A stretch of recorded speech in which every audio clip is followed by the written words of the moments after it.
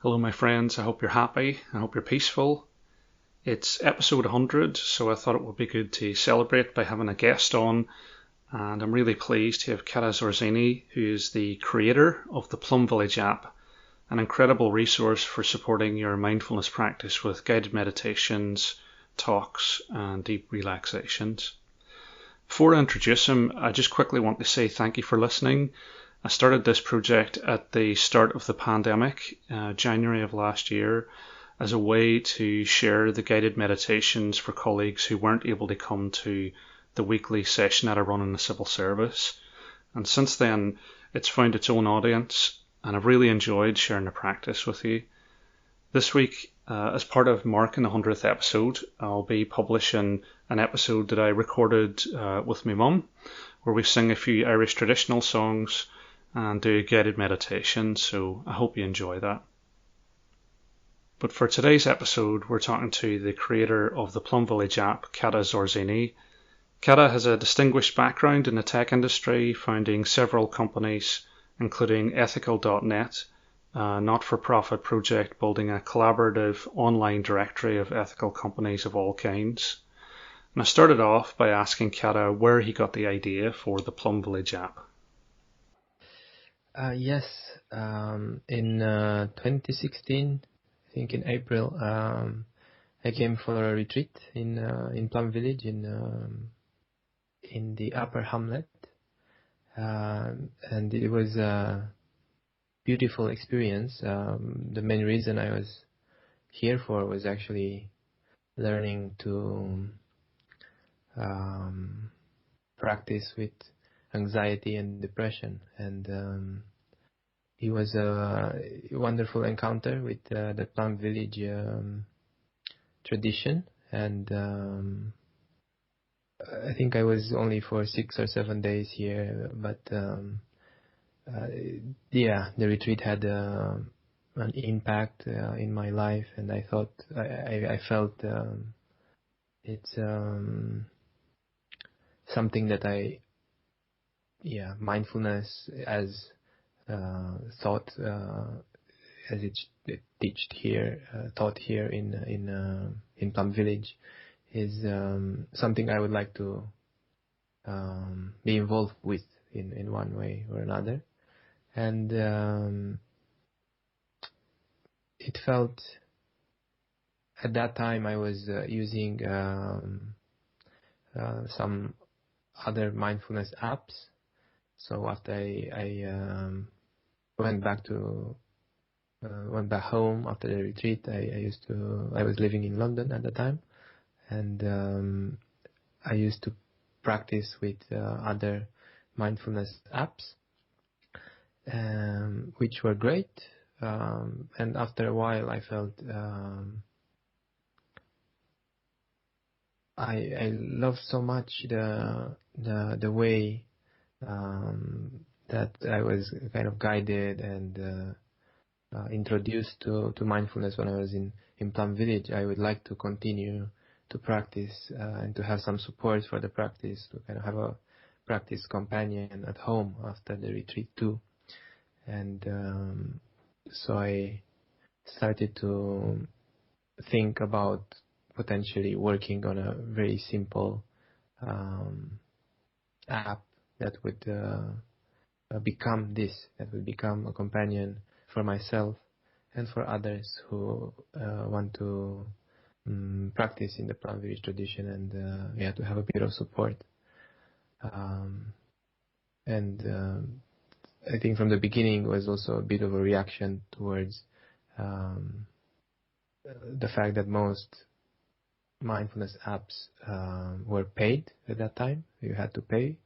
It's still the case with the vast majority of mindfulness apps. You have to pay a monthly subscription for, and I felt a bit uneasy about that.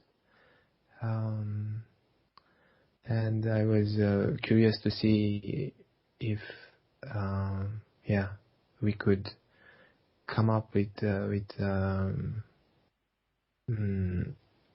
similar app that wouldn't need people to pay for, to find a way to create such a project that would be supportive for people, that would be accessible and available to everyone, and to see if it could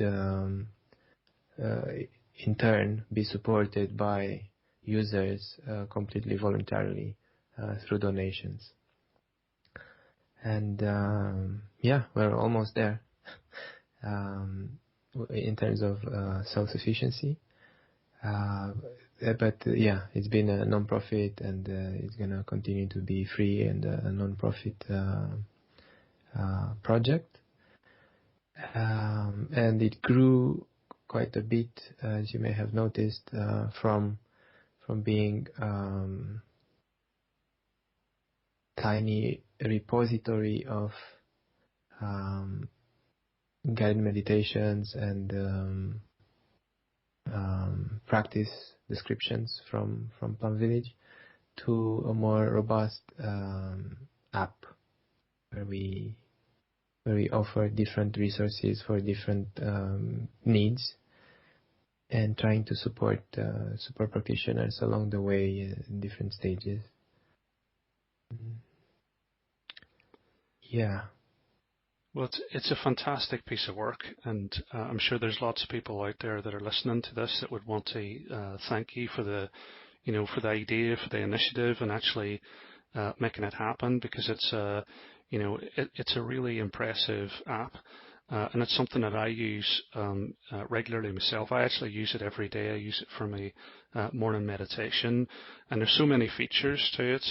I like to use the recordings of Thich Nhat Hanh, the guided meditations that he has.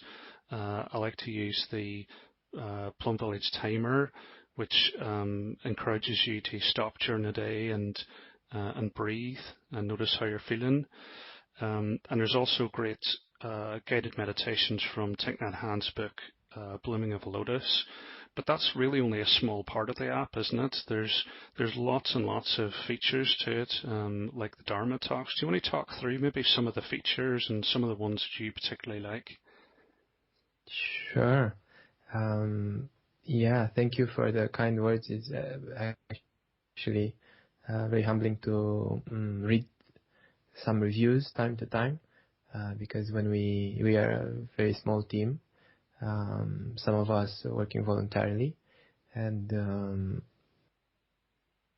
because we don't see so many friends using the app, because everyone is using it in their own homes and so on all over the world, because we don't interact so much, we don't see them. It's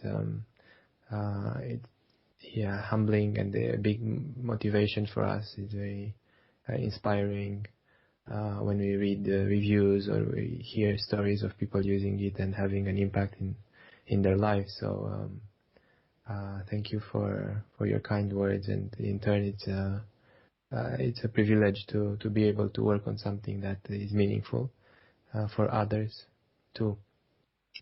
In terms of content, yes, we are adding a lot every week. It's also because Thich Nhat Hanh, the founder of the Plum Village tradition, or Thai, as we call him here, teacher. It means teacher in Vietnamese. And his legacy is so vast, and he recorded so many talks and so many guided meditations and Q&A sessions, and he wrote over 100 books. So in a way, it's extremely, it's easy for us as the team who is taking care of the app to have such a vast, treasure trove of recordings from such an accomplished teacher. So, the other very fortuitous event is that the Plum Village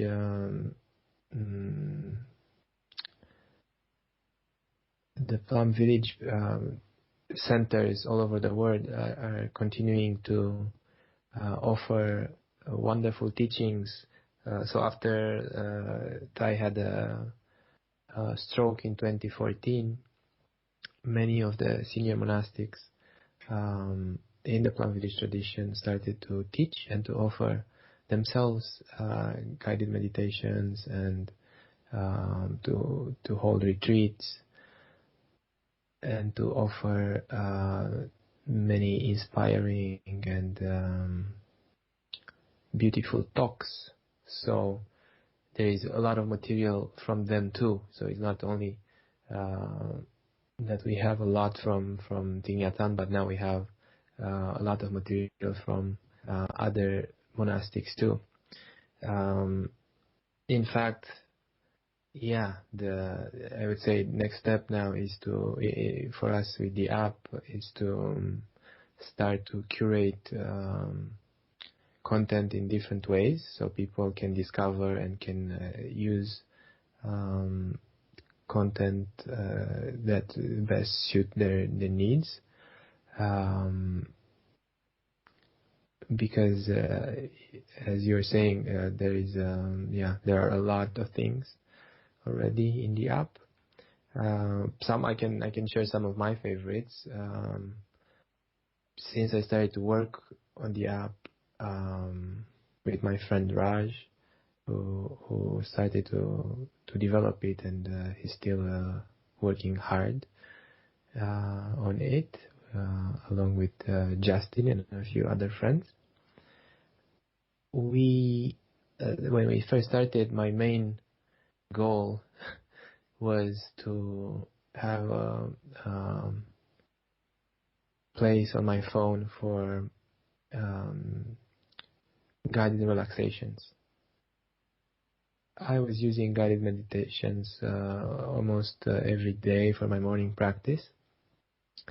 But the thing that I felt I would get most benefit from were the guided relaxations. Sometimes we call them deep relaxation or total relaxation in Plum Village lingo. But it's basically a guided relaxation. And I think I'd probably listen to them thousands of times over the last few years. And they're still some of my favorites. And they are also quite popular with most people who use the app. And I would strongly encourage people to check out some of the guided relaxations, even the short ones. And when they have time, maybe on the weekend, to try one of the longer ones. I remember Thai recommended many times that we should incorporate guided relaxation, a total relaxation every day, even if it's a short one. And I'm still very inspired about this. The other feature that I use a lot is the bell, and as you said, it's not really a timer. It's an interesting way to use. This is the practice of. It's called the practice of stopping, and is where we suddenly hear the sound of the bell. Here in Plum Village on retreats, it's one of the signature practices in the Plum Village tradition is that we hear loads of different bells during the day. Sometimes there's a big bell, sometimes it's a medium bell, or sometimes it's even the sound of the chime of the clock in the dining hall. When we hear these sounds, we are invited to stop whatever we are doing and to come back to ourselves and to be present with whatever is there and to relax our body and be present with a few breaths. And so we try to replicate a little bit this experience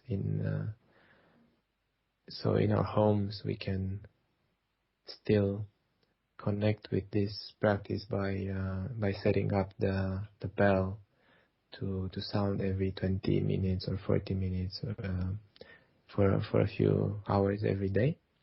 Maybe during work time. That's when it's most challenging for most of us, for myself, for sure. And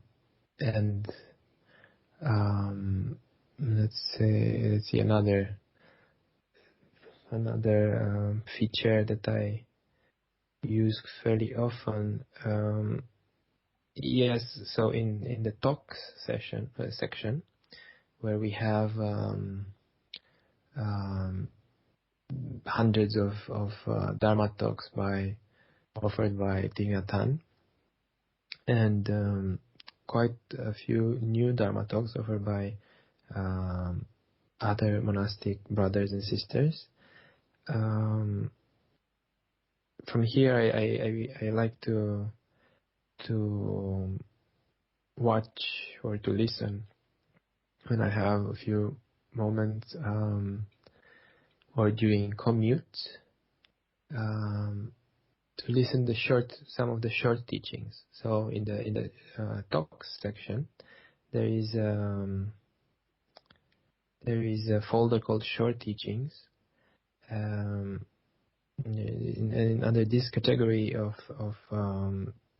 teachings, there are many curated sequences from most of them from longer Dharma talks that address a specific topic, and is a great way for me to, especially if I'm listening in the morning or in the first part of the day, to kind of gently guide my thoughts and my way of being into the direction that I want them really to move towards, rather than the let's say the default direction that they would go otherwise. So it's a great addition when I'm practicing listening to a short teaching in the morning. These are, I would say, the ones that I am using most at the moment. But I invite everyone to explore and to find their own little favorite elements. And one of the features that we recently implemented is to select to mark as favorite the elements that you enjoy most. So then you would find them easily when navigating through the application. You can find the favorites section in the extras. On the extras page, there is a favorite section, and there you find all your favorites. So I would say I'm using this quite a bit too. Yeah, there's definitely a lot to explore. You can go on and look at lots of different things within that. And I haven't had a look at the talks yet, but I'm definitely going to use it for that. The mindfulness bell I've started using myself recently, and it really makes a difference to my work. My work tends to be fast-paced, and to be able to stop and to breathe for a moment, I'm finding really does make a huge difference. And on deep relaxation, on body scans, what I find so powerful about that is that it's so accessible. So even people who are not necessarily mindfulness practitioners in a Plum Village background can find body scans really accessible and easy to get into. My partner doesn't practice mindfulness, but she likes doing body scans because everyone can appreciate being able to lie for 20 minutes, to focus your awareness on your body, and to let go of the past and the future for a little while. So it's definitely something that I would recommend to the people that are listening to this now. I wanted to ask finally about your plans for the future. So as you say, there's so much content coming into the app all the time. What are some of the ideas that you've got for the future that people can look forward to? Yes, we are working on many new features. So I'm happy to say that there's gonna be there are gonna be quite a few new features released fairly soon. We are working on both technical improvements and recording new material. We are working on I'm working with my friend Kareem on from the Wake Up London Sangha on a 7-day beginner's journey, and we've been recording a few senior monastics here in Plum Village who are introducing people to the practice of mindfulness, and it's especially aimed at people, as you were saying earlier, who are not familiar with the Plum Village practice and who are not familiar with mindfulness either. And there's going to be very short 5-minute teachings and 5-minute or 10-minute guided meditations over a period of 7 days. And yeah, I'm very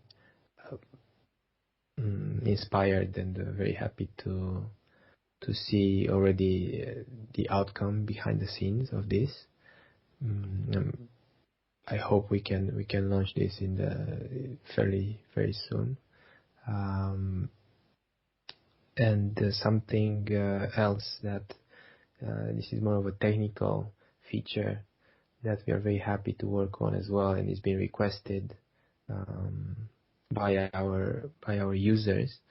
And one thing I would really encourage your listeners is to get in touch with us, and we are always happy to listen to feedback and requests, because it's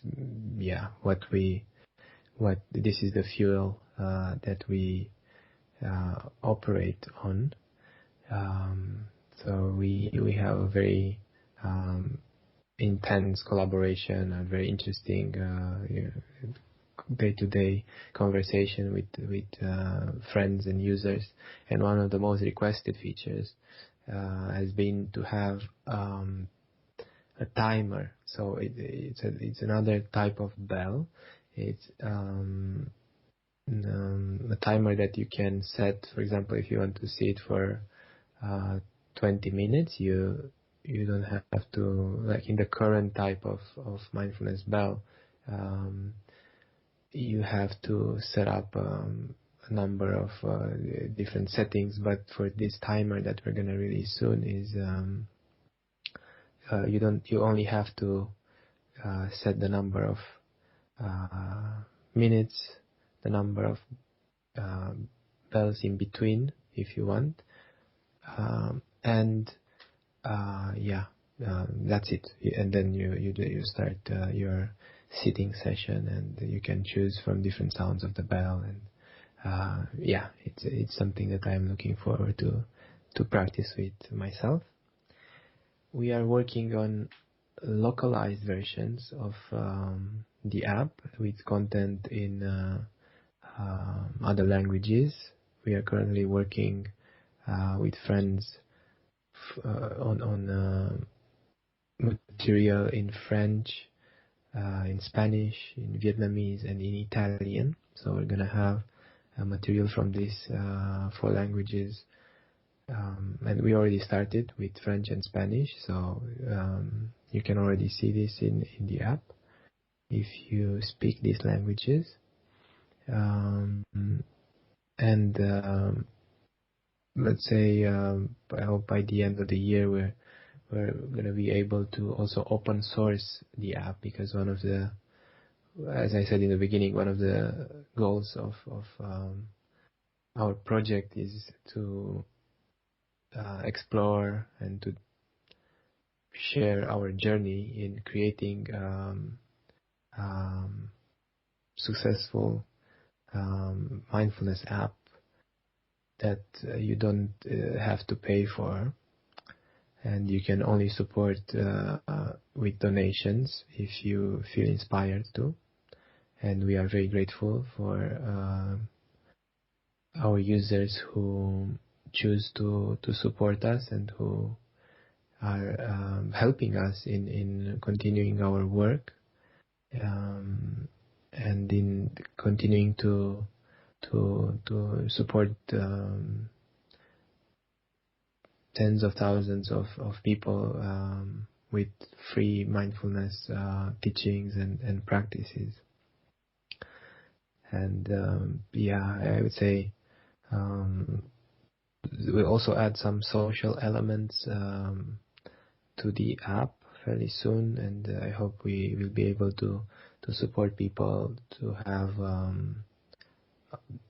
to be part of practice groups, and discover local sanghas when that's going to be again possible, to meet local practice communities, when it's going to be again possible to do this. I think this would really make many people happy, and for sure make us very happy to know that we can support people to create local community, local practice communities, either online or in person, and to support them with this through the app too.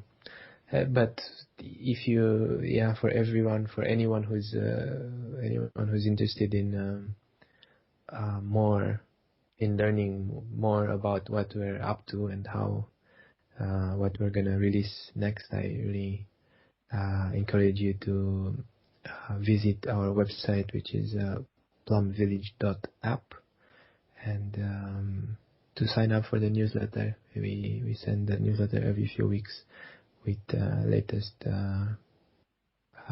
updates and plans and songs from the community and things like this. So I encourage you to pay a visit, to send a message, and to be in touch. Get in touch if you want to discover more about what we're doing. And I think that's it for the moment. That sounds like a huge amount of work, and I'm sure everybody out there who uses the app will appreciate everything that you're doing. And if you've got ideas for the app, then send them through. Go to plumvillage.app. Because I do a little bit of agile project management myself, and you can't develop a great product without having input from the users. So everybody listening to this, have a go at the app and send in your ideas, because I'm sure Cata and the crew would be really glad to hear them. Well, we're going to finish up with a recording from the Plum Village app to give you a taste of some of the resources that are on there. But I just want to finish this conversation first of all by saying thank you for all of the work that you do and all of the work that the team does, and to say may you be happy, may you be peaceful, and may you see yourself through the eyes of understanding and compassion. Wonderful. Thank you so much, Sean, for thinking of us That was Cata Zorzini. Thank you for coming on to the podcast, my friend. And we're going to finish today with an example of one of the resources available on the app, which is a talk by Thich Nhat Hanh on anger. And I hope you enjoy. Suppose anger is coming up in you as an energy. As a practitioner, you don't allow anger to be alone in you, because if you let anger to be alone in you, anger will cause a lot of damage in your body, in your mind, and maybe around you.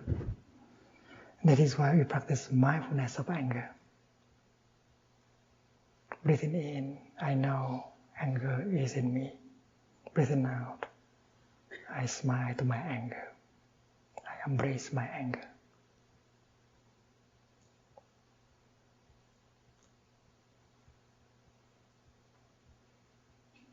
You have a seed of anger deep in yourself. But you also have a seed of mindfulness deep in yourself. You have a seed of compassion in yourself. When anger is touched, when the seed of anger is touched, it manifests into a kind of energy called anger.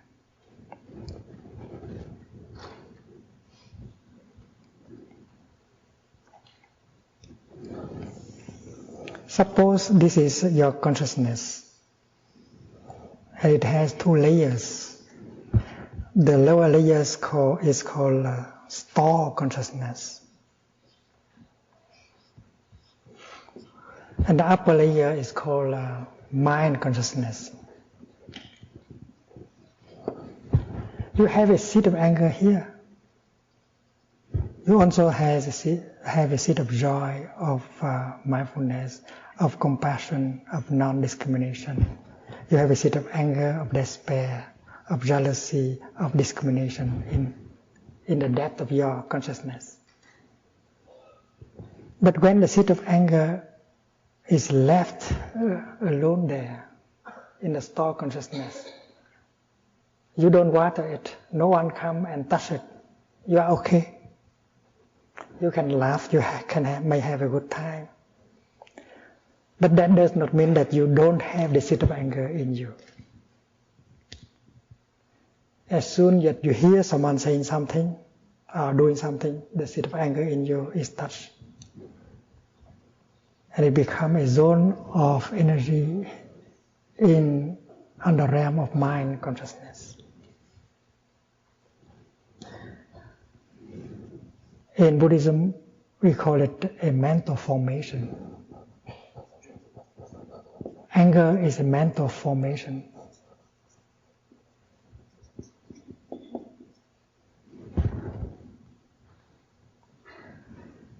In my tradition, we speak of 51 categories of mental formations. We have a seed of discrimination in us. We have a seed of non-discrimination in us.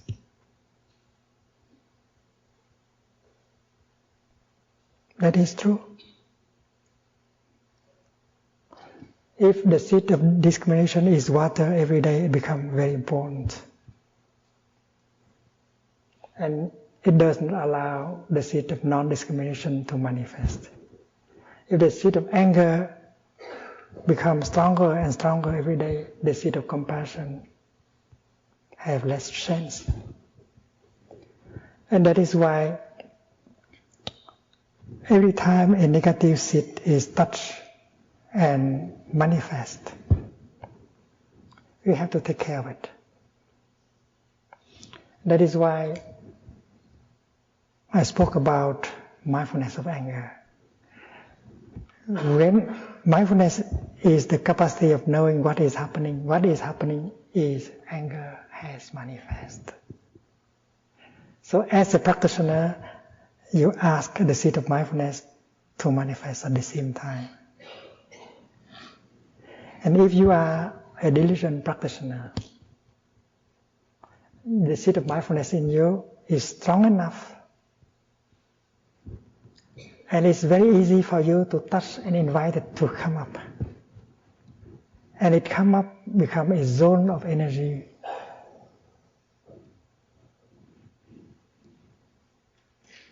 Suppose anger is energy 1. Mindfulness is energy 2. Mindfulness is mindfulness of something. And here, mindfulness of anger. Mindfulness here has the following function: recognizing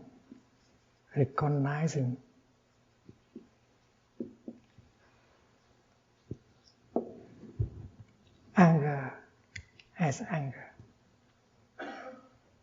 Mindfulness of breathing. Breathing in, I know this is my in breath.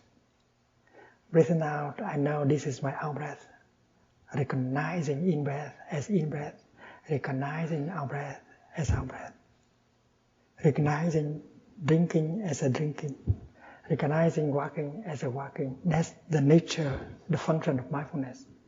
So the energy of mindfulness generated by your breathing, your walking, has the capacity of recognizing anger as anger. Breathing in, I know anger is in me. Breathing out, I take good care of my anger. Recognizing anger and embracing anger.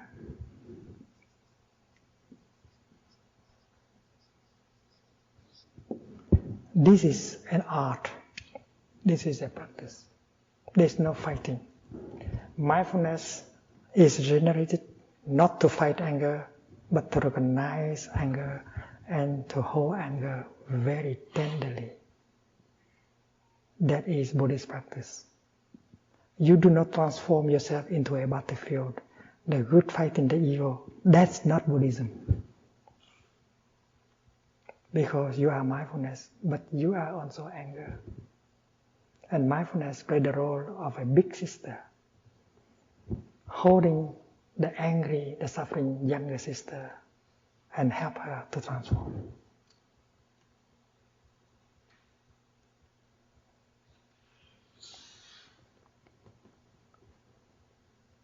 A mother is working in the kitchen and she hears the baby crying. And she very much cares for her baby.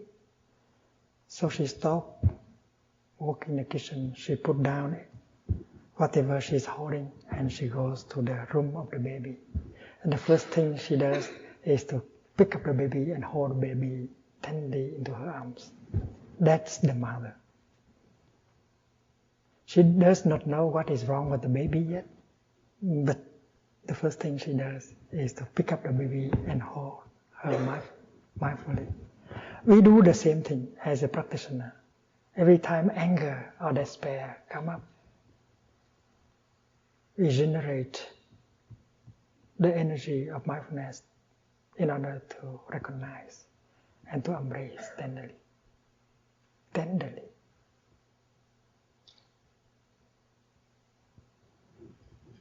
And if we know how to practice mindful walking or mindful breathing, we continue to generate mindfulness. And we have that energy in order to recognize and to embrace. And we can bring a relief. Because mindfulness as an energy, embracing anger as another source of energy, tenderly. Big brother, younger brother. Although the mother has not realized what is wrong with the baby, but the fact that she is holding the baby tenderly can already bring a relief to the baby, and the baby may stop crying. And if the mother continues to hold the baby tenderly with mindfulness, she'll find out what is wrong. The baby may be hungry, the baby may have a fever, or the diaper may be too tight. As a mother, she can find it out very quickly. As practitioner, you can find out very easily why this anger. and you can see the roots of that anger. You find out the nature of that anger, the root of that anger.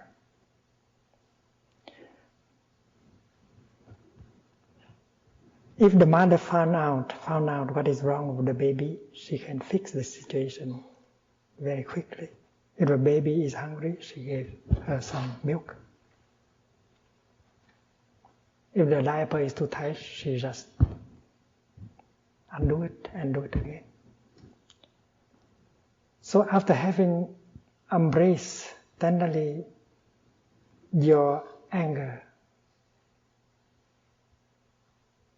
you might like to continue the practice of mindful breathing, the practice of mindful walking, and look deeply into the nature of your anger and find out what is the root of your anger.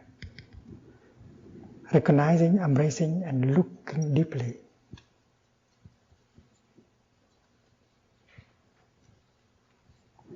Because mindfulness is the kind of energy that carrying with her the energy of concentration. Wherever mindfulness is, concentration is also. When you are mindful of your in-breath, you are concentrated in your in-breath. When you are mindful of your tea, you concentrate on the tea. And that is why the more powerful mindfulness is, the more concentration you get. And with that mindfulness and concentration, you practice looking deeply and you get insight.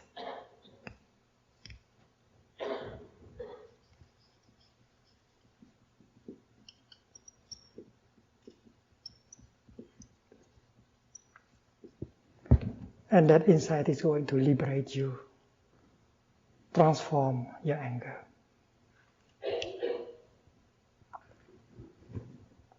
There is a story of a young boy who used to come to Plum Village every summer with his younger sister. And they practice mindfulness as children. The boy had difficulty with his father. He blamed his father. Every time he fall down and get hurt, his father always shouted at him instead of coming and help him. So his relationship with his father was difficult. And he vowed that when he grew up, he would not be like his father. If he has children and then if his child fell down and get hurt, he will not shout at him. Instead, he will come and try to help. That is his determination. One day, he was in the lower hamlet of Plum Village, and her sister was playing with another little girl on the hammock, fell down and get hurt, and the blood was coming down. Suddenly, he found himself very angry. He wanted to shout, "Stupid! How could you come? How could you do something like that?"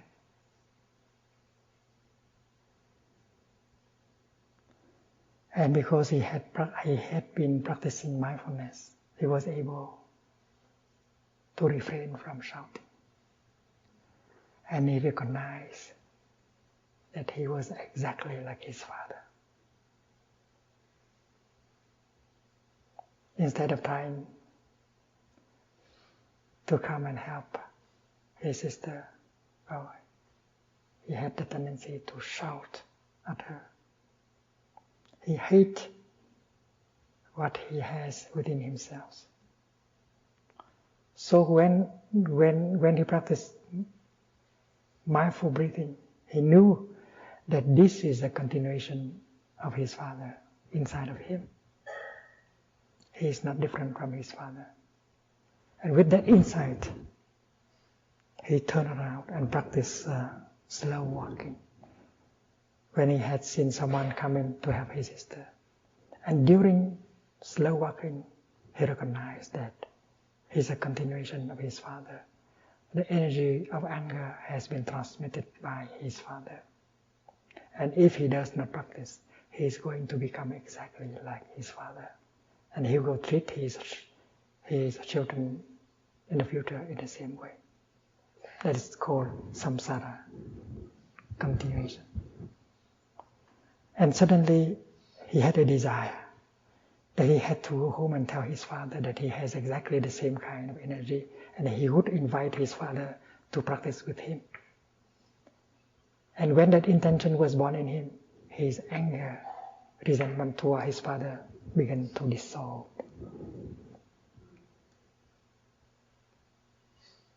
What kind of insight did he get? He got the insight that he is exactly like his father. He has the same kind of habit energy. And that is why he wanted to practice. And he sees himself as a victim of that energy, victim of the transmission of that habit energy.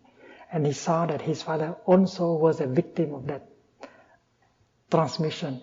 His father might have got it from his own father. And when he had that insight, his anger vis-a-vis his father just stopped. He got a transformation. I think for a young man of 12, that is a remarkable achievement. It is insight that transforms our afflictions. And mindfulness has the power of recognizing, embracing, looking deeply, getting the insight that transforms you, that get you free.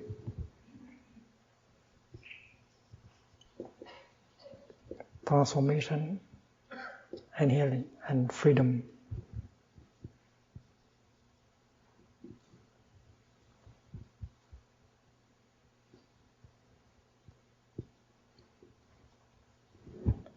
And when the young man is liberated, the father in him was liberated, and the ancestors in him are liberated, he ends the circle, the round of samsara.